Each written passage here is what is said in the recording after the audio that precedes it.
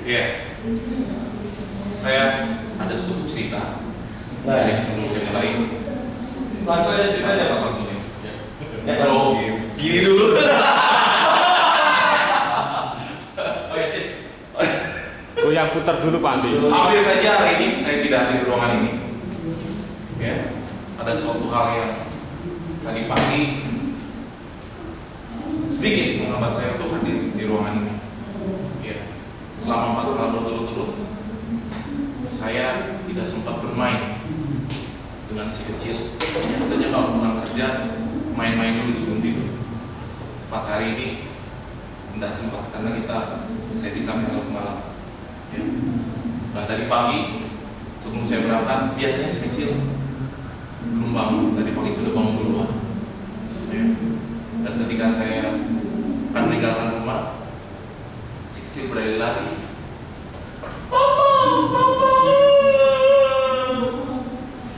Jadi saya hampir tidak rela meninggalkan. Tapi untungnya saya coba berpikir dari sisi anak saya yang kecil, dan saya bilang namanya bulan Geoffrey. Gio, apa berangkat dulu ya, nanti malam kita main ya. Sama mama dulu Pak, coba buruk.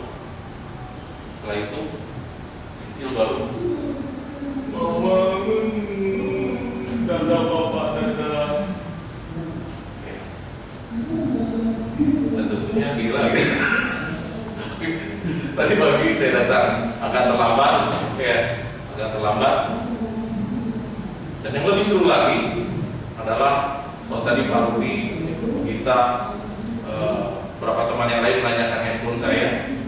Ternyata saya ini yang sudah dipasang, tapi handphonenya belum dibawa. Kebetulan tadi pagi saya cas. Ya. Perkenalkan, saya lagi, nama saya Andi Haidin. Topik hari ini adalah tentang perceptual position. Ya.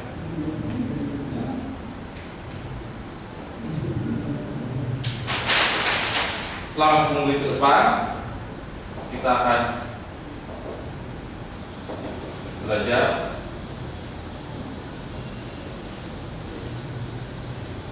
yang akan kita bahas adalah pertama adalah kita akan review, yang kedua kita akan coba praktek, yang ketiga tentunya adalah ada kesimpulan. Ya, mungkin Bapak dan Ibu masih ingat kemarin apa yang sudah kita pelajari? Masih ingat dengan pembeli yang menawar mangga, menawar awalnya harganya 10.000, ya, penjual menawarkan akhirnya 25.000 per kilo, sedangkan pembelinya tetap menawar 20.000 per kilo. Masih ingat Bapak dan Ibu? Masih ingat ya? Masih ingat juga tentang definisi dari perceptual position? Masih ingat Bapak dan Ibu? Masih. Boleh ada yang bantu saya? Salah seorang? Masih ingat bahwa dalam sesi saya ada reward bagi peserta yang paling aktif dan paling baik. Oke? Namanya itu? Bu Ratna. Posisi sudut pandang. Beri tepuk tangan untuk Ibu Ratna. Ya, jadi sepakat Bapak setuju dengan apa yang disampaikan oleh Ibu Ratna, Bapak dan Ibu, bahwa perceptual position adalah suatu teknik dalam NLP yang digunakan untuk menciptakan, ya, atau mencari sudut pandang yang lebih banyak dibanding apa yang sudah kita miliki sekarang, ya. Di review ini Bapak dan Ibu, setelah Bapak dan Ibu sudah tadi masih ingat apa definisinya, ya, ini adalah berarti what, ya. Masih ingat dengan istilahnya ada orang pertama bisa disebut dengan apa? Masih ingat Bapak dan Ibu? Orang pertama? Iya, sel. Ya. Orang kedua? Ya, ada di halaman 107 salah, ya. Other, ya.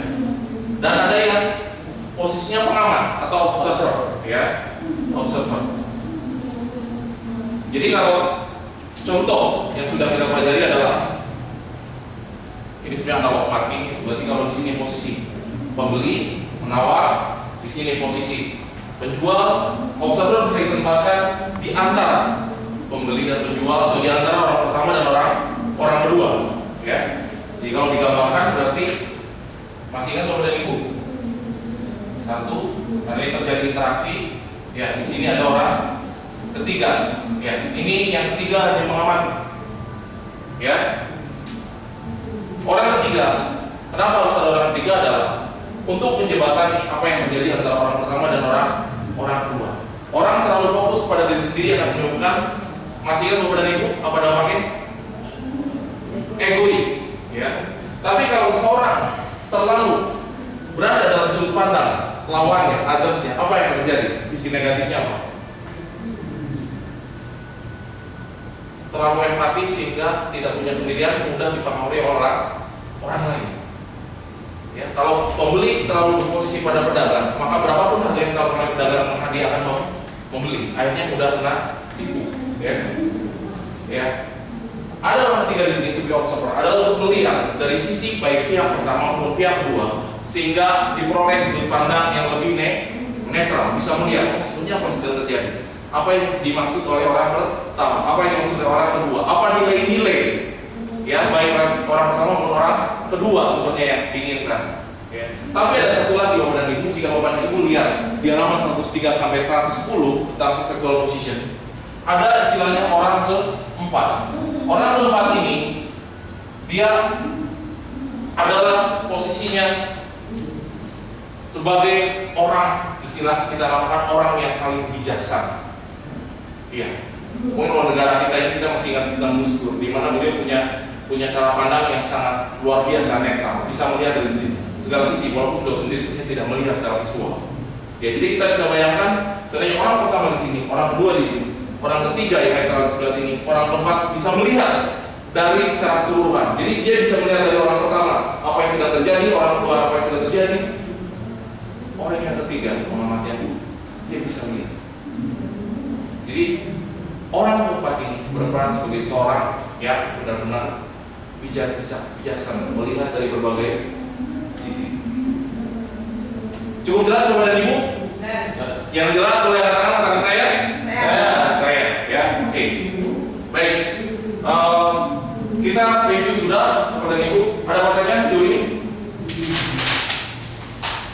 Ada pertanyaan? Kalau tidak ada, kita masuk ke praktek. Karena keterbatasan waktu, prakteknya cukup di tempat saja. Ya, jadi prakteknya sederhana Bapak dan Ibu. Boleh mungkin alat tulisnya disimpan supaya lebih nyaman. Alat tulisnya disimpan di sebelah atau di bawah Bapak Ibu, di bawah kursi. Ya, duduk yang rileks saja. Ya, mungkin sesi kemarin Coach Indra sudah sharing tentang submodality. Ya, kita akan gunakan submodality kita. Modalitas kita perkuat dengan cara coba untuk mengeksplor, mengoptimalkan submodalitas kita. Ya, Bapak dan Ibu boleh buka mata, tapi boleh juga tutup mata. Yang penting sekarang dipikirkan adalah cari suatu hal yang di mana Bapak dan Ibu ada suatu problem, ada suatu kendala, khususnya dalam hal hubungan. Entah Bapak dan Ibu dengan putra, dengan putrinya, mungkin pernah memberikan instruksi tidak bisa dilaksanakan oleh putra dan putrinya, atau punya pelanggan sampai ribut tawar-menawar, ya, akhirnya malah pelanggannya nggak balik lagi, ya. Atau misalnya atasan dengan bawahan kok tidak pernah menjalankan kerjanya dengan sebaik mungkin karena sudah berikan pengarahan, ya, boleh. Seperti apapun boleh. Atau misalnya punya masalah dengan bahkan orang tua dulu, ya, sampai tidak pernah terselesaikan, boleh. Ya, Bapak dan Ibu boleh tutup mata. Saya akan putarkan musik, ya, musik lembut saja. Ikuti kata-kata saya, ya, sambil dibayangkan Bapak dan Ibu. Ya, bayangkan seperti posisi yang tadi sudah dilihat di depan, atau kalau Bapak dan Ibu punya bayangan gambar yang lain pun boleh. Ya. Bayangkan Bapak dan Ibu berada di posisi pertama. Ya. Di posisi pertama. Pikirkan apa yang Bapak Ibu rasakan, apa yang Bapak Ibu maksudkan dalam konteks hubungan tersebut. Apa yang menjadi nilai-nilai atau keyakinan yang menyebabkan Bapak dan Ibu melakukan hal tersebut.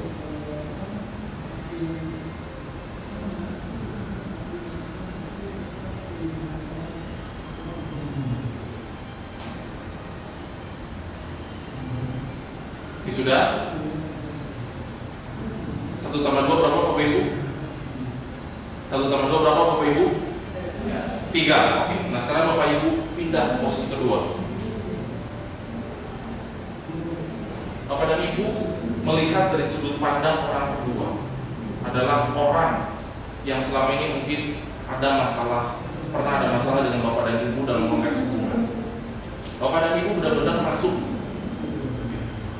disasosiasi menjadi seperti orang kedua. Dari sana Bapak dan Ibu melihat dari sudut pandang orang kedua. Bapak dan Ibu melihat Bapak dan Ibu sendiri sebagai orang pertama. Bapak dan Ibu mau berpikir apa sebenarnya yang dimaksudkan oleh orang pertama, yaitu Bapak dan Ibu sendiri. Apa menjadi tujuan? Apa yang menjadi nilai dan keyakinan Bapak dan Ibu?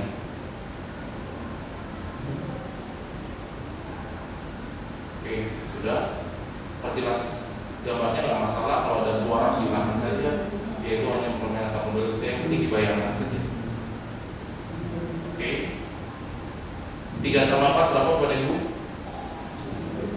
3 dan 4 berapa Bapak dan Ibu? 7. Oke. Sekarang Bapak dan Ibu pindah ke posisi ketiga sebagai pengamat yang netral.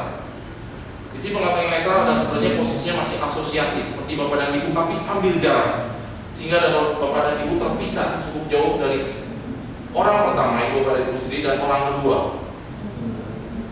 Dari sana Bapak dan Ibu bisa melihat apa sih sebenarnya dipikirkan oleh orang pertama, apa yang menjadi keyakinannya, apa yang dimaksud oleh orang pertama. Tapi di sisi lain Bapak dan Ibu juga bisa melihat apa yang dipikirkan oleh orang kedua, apa yang dipikirkan olehnya, nilai-nilai apa yang dimiliki oleh orang kedua. Dari sana Bapak dan Ibu bisa melihat seandainya Bapak dan Ibu jadi orang pertama maupun orang kedua, apa yang akan dilakukan, apa yang harus dilakukan, nilai apa atau hal apa yang harus dilakukan seandainya Bapak dan Ibu jadi orang ketiga, jadi semua jadi orang pertama atau orang kedua. Bagus. 7 tambah 2 berapa dan Bapak dan Ibu? 9. Oke. Sekarang Bapak dan Ibu bisa pindah ke posisi itu. Nah, ketika membawa satu orang dari satu state ke state yang lain, nah Pak Andi harus pastikan bahwa dia tidak terbawa emosi itu. Oke. Jadi 7 tambah 2 masih kurang, Pak. Suruh mereka berdiri, tarik nafas. Oke. Ya. Agar dia betul-betul perpindahannya semua. Smooth. Ya. Oke. Jadi Total. ya, karena itu 7 tambah 2 ya mungkin kurang. Dia bisa terbawa emosi orang ketiga ke orang keempat dan seterusnya. Oke. Baik, Bapak dan Ibu. 7 tambah 2 berapa Bapak dan Ibu? 9. Masih kurang. Boleh Bapak dan Ibu berdiri sebentar, berdiri, ya. Berdiri sebentar Bapak dan Ibu, ya. Diri kanan kirinya, berikan jabat tangan. Anda luar biasa. Silakan ucapkan. Oke, Anda luar biasa. Anda luar biasa. Silakan duduk kembali Bapak dan Ibu. Setelah tadi Bapak dan Ibu melihat dari sudut pandang orang pertama maupun orang kedua, bahkan dari orang ketiga, kita masuk saatnya menjadi orang yang bijaksana. Silakan Bapak dan Ibu, boleh dibayangkan, boleh sambil mata terbuang tertutup, masuk pada posisi keempat, di mana Bapak dan Ibu secara sistemik akan melihat dari sudut apa yang dirasakan, apa yang dilihat dari orang pertama maupun orang kedua, bahkan orang ketiga. Bapak dan Ibu bisa melihat secara holistik, secara keseluruhan, apa yang mereka lakukan, apa yang mereka maksud, nilai-nilai apa yang latar belakangi tindakan mereka.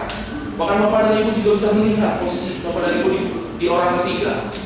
Bagaimana orang ketiga melihat orang pertama dan orang kedua. Bagus sekali. Dari sana Bapak dan Ibu tentunya ada suatu pandangan ke depannya.